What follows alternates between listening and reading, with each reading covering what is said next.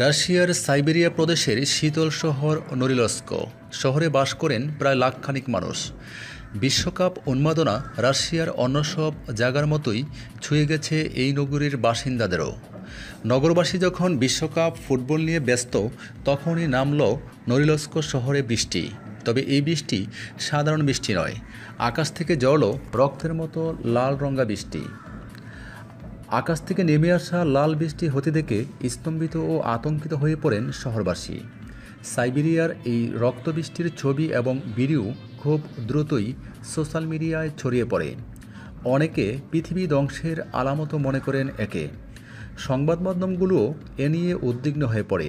যদিও আকাশ থেকে রক্তবৃষ্টি নতুন কিছু নয়, মূলত লালচে রঙের বৃষ্টি হলেই তাকে রক্তবৃষ্টি বলে মনে করা হয়।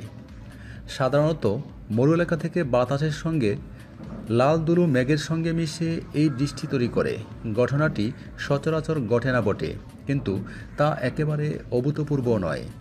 ইউরোপে আগে দেখা গেছে এমন বৃষ্টি, এমনকি ফিনল্যান্ড পর্যন্ত দেখা গেছে এই বৃষ্টি। অবশ্য রাশিয়ায় তেমন টকটকে লাল বৃষ্টি দেখা গেছে। সবসময় এমনটা নাও হতে পারে। বেশিরভাগ সময়ে ধুলো মেশানো এই রঙের বৃষ্টি হয় লালচে বাদামি বা হলদেটে। এমনকি আবহাওয়াবিদরা বলেন, যুক্তরাজ্যে বছরে কয়েকবার হতে পারে এমন বৃষ্টি।